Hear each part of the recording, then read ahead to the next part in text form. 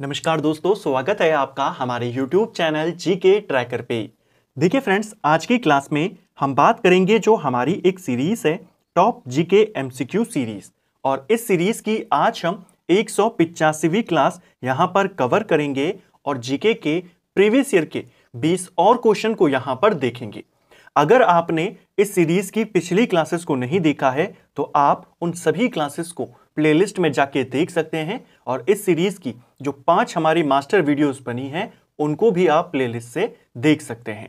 तो चलिए दोस्तों, आज की क्लास को शुरू करते हैं। आज का हमारा पहला क्वेश्चन है, निम्न में से किसे शल्य चिकित्सा के जनक के रूप में जाना जाता है। देखिए, शल्य चिकित्सा का जनक यानी सर्जरी चिकित्सा का जो जनक माना जाता है वो सुश्रुत को माना जाता है। ऑप्शन सी इसका सही उत्तर यहां पर हो जाएगा। ठीक है, क्वेश्चन बनता है शल्य चिकित्सा का जनक कौन है, तो आप कहेंगे सुश्रुत। नेक्स्ट है, स्तूप क्यों बनाए गए थे। देखिए, स्तूप की अगर हम बात करते हैं, स्तूप जो है किस धर्म से संबंधित है, पहला क्वेश्चन आपके पास ये आता है। जो स्तूप है वो आपके मुख्य तौर पर बौद्ध धर्म से संबंधित है। स्तूप का अर्थ क्या होता है, तो स्तूप शब्द का अर्थ होता है टीला या ढेर। ये भी क्वेश्चन पेपर में बना है। जो स्तूप होते थे बौद्ध धर्म में विशेषकर ये बनाए जाते थे पवित्र स्मृति चिन्ह को रखने के लिए। ऑप्शन ए हमारा सही उत्तर यहां पर हो जाएगा। ठीक है, किसी व्यक्ति की चिता, समाधि या अवशेषों के ऊपर इसे निर्मित किया जाता था जिसे कहा जाता है स्तूप। स्तूप को लेकर एक क्वेश्चन और बना था कि स्तूप का वर्णन सबसे पहले हमें किस में मिलता है, तो स्तूप का जो सबसे पहला उल्लेख है वो हमें ऋग्वेद में देखने को मिलता है, तो इसको आप ध्यान रखेंगे।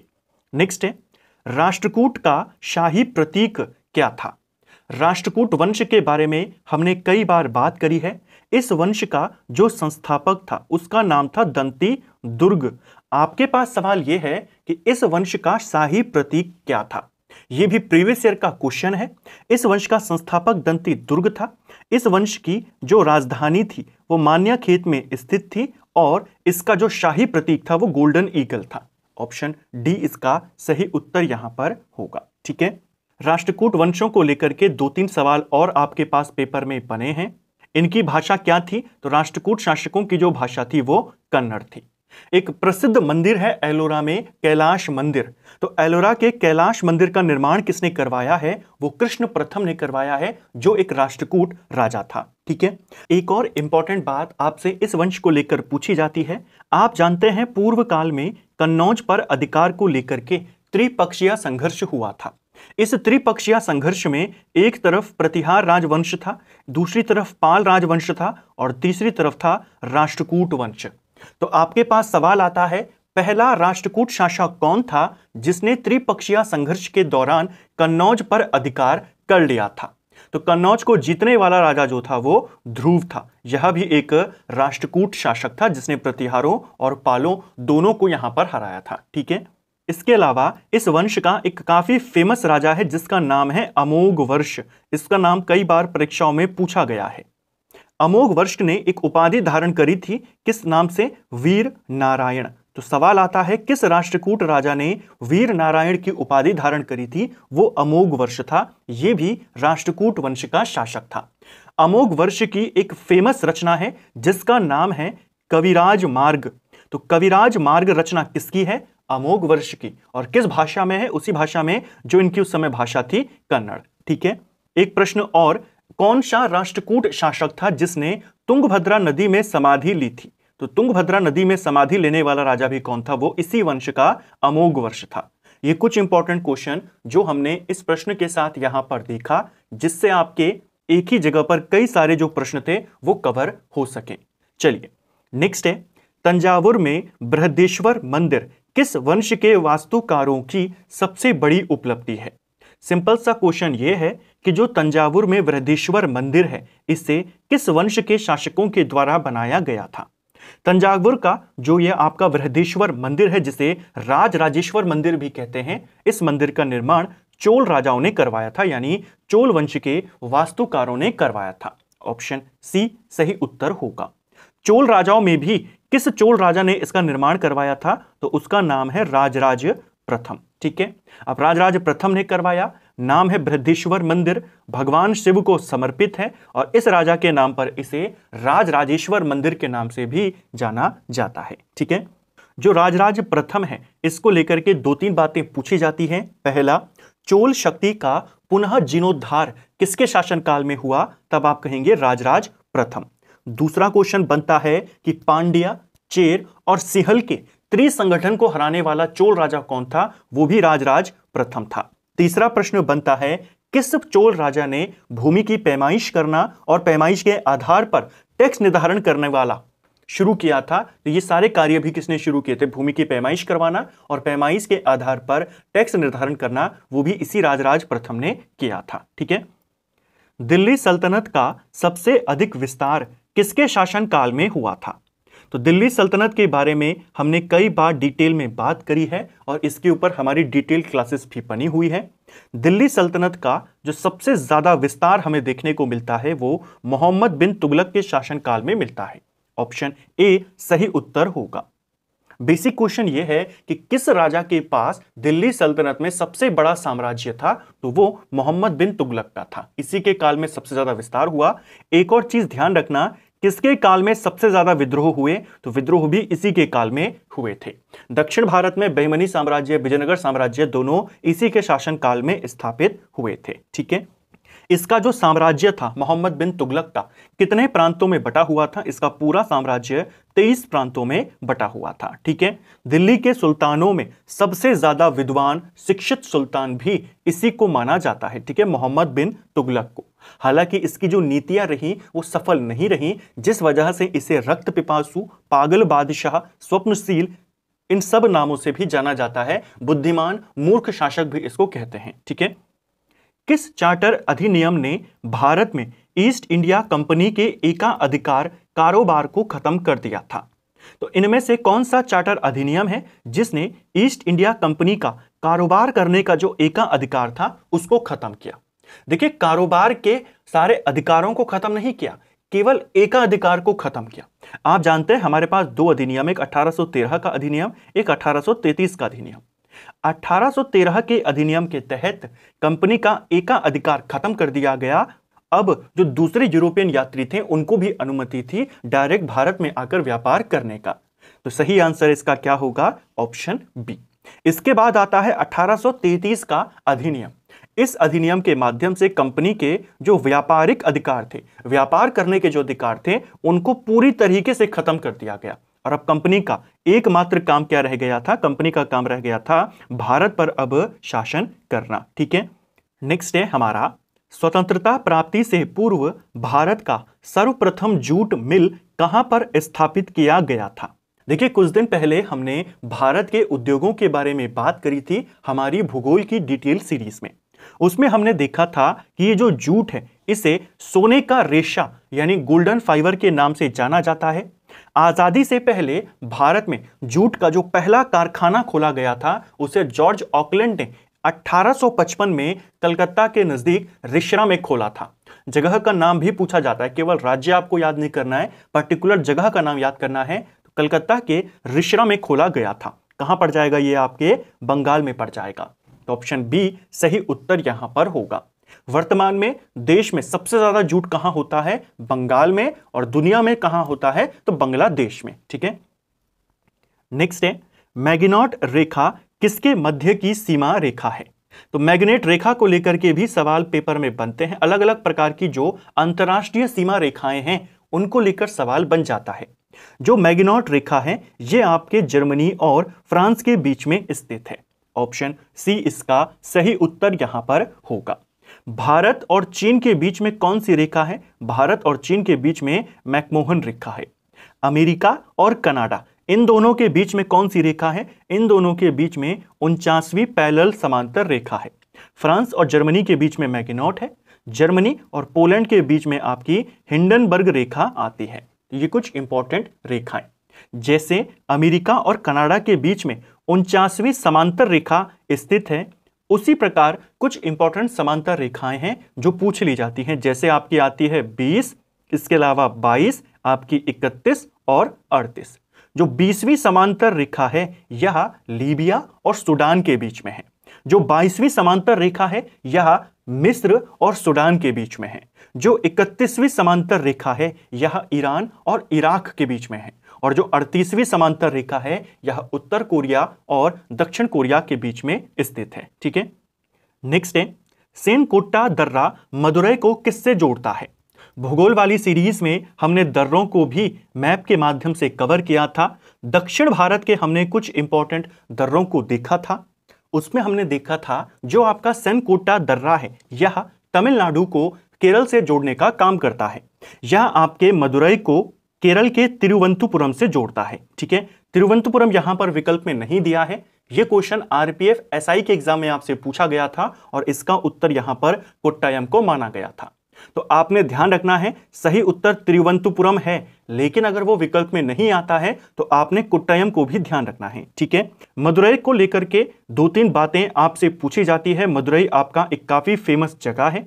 मदुरै को पूर्व का एथेंस के नाम से भी जाना जाता है। ठीक है, इसके अलावा यह किस नदी के तट पर है वो पेपर में पूछा गया था। यह आपके वैगई नदी के तट पर है, तमिलनाडु में स्थित है।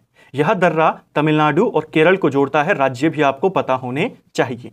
एक फेमस मंदिर है मीनाक्षी मंदिर। क्वेश्चन बनता है प्रसिद्ध मीनाक्षी मंदिर कहां है। यह भी इसी मदुरै में स्थित है और इस शहर को मदुरै को मंदिरों का शहर भी कहा जाता है। ठीक है, चोलों के शासन काल में निम्नलिखित में से कौन एक ब्राह्मणों का संगठन था। तो चोल साम्राज्य के बारे में भी हमने डिटेल में बात करी थी हमारी दिल्ली सल्तनत वाली क्लासेस में। जो चोल साम्राज्य था उसमें ब्राह्मणों के संगठन के लिए सभा का इस्तेमाल होता था। ऑप्शन बी इसका सही उत्तर वहां पर होगा। देखिए, चोल काल जो था वह अपनी स्थानीय स्वशासन के लिए प्रसिद्ध था। स्थानीय स्वशासन के अंतर्गत इसमें 2-3 इंपॉर्टेंट ग्राम सभाएं थी जिसमें आपकी उर सभा और नगरम आती हैं। ठीक है, जो उर होती थी वह सामान्य लोगों की सभा होती थी जिसमें सभी लोग इसके अंदर शामिल होते थे। जो सभा होती थी यह ब्राह्मणों की सभा होती थी, ब्राह्मणों का संगठन होता था। और जो नगरम होता था यह व्यापारियों का संगठन होता था। ठीक है, तो इसका सही उत्तर होगा ऑप्शन बी। महात्मा गांधी द्वारा सत्याग्रह आश्रम की स्थापना कहां पर की गई थी।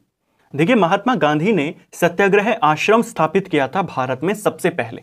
क्वेश्चन बनता है भारत में स्थापित उनका पहला आश्रम कौन है। सत्याग्रह आश्रम। महात्मा गांधी 1915 में दक्षिण अफ्रीका से भारत वापस लौटते हैं और वापस आते ही वह अहमदाबाद के कोचरब नामक जगह पर एक आश्रम की स्थापना करते हैं जिसका नाम था सत्याग्रह आश्रम। इसी आश्रम को, जो सत्याग्रह आश्रम था जो 1915 में बना, इसे 1917 में वे कहां ले जाते हैं, साबरमती के तट पर ले जाते हैं और इसका नाम पड़ जाता है साबरमती आश्रम। तो साबरमती आश्रम का पूर्व नाम सत्याग्रह आश्रम था जो अहमदाबाद के कोचरब में बना। बाद में इसे अहमदाबाद में साबरमती के तट पर लाया गया। इसको ध्यान रखेंगे। ठीक है, महात्मा गांधी के कुछ इंपॉर्टेंट आश्रम हैं। हमने राष्ट्रीय आंदोलन वाली क्लास में इनको देखा था। उनका एक आश्रम है जिसका नाम है फिनिक्स आश्रम। ये कहां है, ये उनका डरबन में है, दक्षिण अफ्रीका में 1904 में बनाया था। एक उनका आश्रम है टॉल्स्टॉय आश्रम, ये जोहानिसबर्ग में है, दक्षिण अफ्रीका में, ये 1910 में बनाया था। एक है सत्याग्रह आश्रम, कोचरब में है, 1915 में बनाया था। इसी को साबरमती आश्रम में बदला गया 1917 में, ये भी अहमदाबाद में है। एक उनका है अनाशक्ति आश्रम जो कौसानी में है, उत्तराखंड के अंदर। और एक है सेवाग्राम आश्रम जो महाराष्ट्र के वर्धा में स्थित है। ठीक है, नेक्स्ट है हमारा स्वतंत्र भारत की अंतरिम सरकार का गठन कहां पर हुआ था। तो देखिए, स्वतंत्र भारत की जो अंतरिम सरकार थी इसका गठन, आजाद हिंद सरकार की हम बात कर रहे हैं जो सुभाष चंद्र बोस के द्वारा बनाई गई थी, देश की एक अस्थायी सरकार। इसका गठन उन्होंने सिंगापुर में किया था। ऑप्शन ए सही उत्तर होगा। कब इसकी स्थापना करी गई थी उनके द्वारा, उन्होंने 21 अक्टूबर 1943 को इसे स्थापित किया था। स्थान सिंगापुर था और इसका जो हेडक्वार्टर था इस सरकार का वो रंगून को बनाया गया था। ठीक है, कई देशों ने, जिसमें Japan, Germany, Burma, Italy, Korea, ये देश शामिल थे, इन्होंने इस सरकार को मान्यता दी थी। टोटल 9 देशों ने इस सरकार को मान्यता दी थी। इस सरकार में कौन क्या था, सवाल बन सकता है। राष्ट्रपति, प्रधानमंत्री, विदेश मंत्री और सेना अध्यक्ष यानी युद्ध मंत्री, इसमें कौन थे, वो नेताजी सुभाष चंद्र बोस थे। वित्त मंत्री एच.सी. चटर्जी को बनाया गया था। प्रचार मंत्री M.A. अय्यर को बनाया गया था। इस सरकार के जो सर्वोच्च सलाहकार थे, परामर्शदाता थे, वो रास बिहारी बोस थे। और स्त्री विभाग का जो प्रमुख बनाया गया था वो लक्ष्मीनाथन को बनाया गया था। ठीक है, ये कुछ इंपॉर्टेंट व्यक्ति। नेक्स्ट है, अक्टूबर 1962 में घोषित किया गया पहला राष्ट्रीय आपातकाल कब तक रहा था। देखिए, आपातकाल के बारे में कई बार हमने बात करी है कि आर्टिकल 352 के तहत नेशनल इमरजेंसी लगती है। देश में अभी तक 3 बार नेशनल इमरजेंसी लगी है। तीनों के वर्ष पूछे जाते हैं कब कब लगी है। अब एक पेपर में पूछा गया कि जो पहली वाली इमरजेंसी थी वो हटाई कब गई। तो देखिए, इसका सही आंसर क्या होगा। अक्टूबर 1962 में, 26 अक्टूबर 1962 में भारत और चाइना युद्ध के कारण देश में पहली बार आपातकाल लगा था। 1962 में लगा था और इसे हटाया गया था जनवरी 1968 में। तो पहला आपातकाल कब हटा था, 68 में खत्म हुआ था। इस दौरान देश के राष्ट्रपति कौन थे, तो डॉक्टर सर्वपल्ली राधाकृष्णन। ठीक है, दूसरा जो इमरजेंसी देश के अंदर लगा वो 3 दिसंबर 1971 को लगा था। भारत और पाकिस्तान का जो युद्ध हुआ, जिसके बाद बांग्लादेश का जन्म हुआ था। इस युद्ध के समय या इस इमरजेंसी की समय भारत के राष्ट्रपति कौन थे, वी गिरी थे। ये जो दूसरी वाली इमरजेंसी है, इसको कब लागू किया गया, इसकी डेट याद करेंगे। इसके बाद तीसरी इमरजेंसी आती है, वो लगी थी 25 जून 1975 को यहां पर लगी थी। दूसरी वाली और तीसरी वाली इमरजेंसीज को एक साथ वापस लिया गया था और ये लिया था मार्च 1977 में। तो पहली वाली 62 में लगी, 68 में वापस। दूसरी वाली और तीसरी वाली एक 71 में, एक 75 में लगी और दोनों एक साथ मार्च 77 में वापस ली गई। इसको आपने ध्यान रखना है। ठीक है, नेक्स्ट है, निम्न में से कौन सा वक्र कर दर और कर राजस्व के बीच के संबंध को दर्शाता है। तो देखिए, जो टैक्स रेट है और टैक्स कलेक्शन है, इन दोनों के बीच का जो संबंध है उसको समझाने वाला, उसको दर्शाने वाला जो कर्व है उसे कहा जाता है लाफर कर्व। ऑप्शन ए इसका सही उत्तर यहां पर होगा। ठीक है, मतलब बेसिकली आपको ये सारी चीजें बताता है कि अगर टैक्स रेट में कमी हो जाए तो सरकार को जो टैक्स वसूली मिल रही है उसमें क्या चेंजेस यहां पर आएंगे। तो यह टैक्स रेट और टैक्स कलेक्शन के बीच के संबंध को दर्शाता है। ठीक है, लाफर कर्व। साथ ही एक और बात, काफी सारे फ्रेंड्स के कमेंट हैं कि जो अर्थव्यवस्था वाली सीरीज है उसे जल्द से जल्द यहां पर शुरू किया जाए हमारी इकोनॉमिक्स की डिटेल क्लासेस को। तो इकोनॉमिक्स की डिटेल क्लासेस आपकी अगले 2 हफ्ते में यहां पर शुरू हो जाएंगी। रेगुलर उनकी क्लासेस आपको मिलनी शुरू हो जाएंगी। इसके अलावा जो हमारी घटना चक्र वाली सीरीज थी उसको अगले हफ्ते से दोबारा से शुरू करने जा रहे हैं, जिसमें हमने हिस्ट्री, पॉलिटी और भूगोल को कवर कर रहे थे। संविधान के उसमें कुछ ही क्लासेस बची हैं, उसको खत्म करके इकोनॉमिक्स की प्रीवियस ईयर की क्वेश्चंस वाली सीरीज को भी वहां पर स्टार्ट कर देंगे। तो वो क्लासेस आपकी अगले हफ्ते से आनी शुरू हो जाएंगी और इकोनॉमिक्स की डिटेल क्लासेस अगले 2 हफ्ते में आनी शुरू हो जाएंगी। अभी हमारी जो भूगोल वाली डिटेल सीरीज चल रही थी लगभग वो खत्म हो चुकी है। जनजातियों वाला एक टॉपिक उसके अंदर बचा हुआ है, उसको कंप्लीट करके वर्ल्ड ज्योग्राफी और जो हमारे हिस्ट्री के टॉपिक बचे हैं उनको यहां पर कवर करेंगे। चलिए नेक्स्ट है, 1923 में गठित स्वराज पार्टी का पहला महासचिव कौन थे।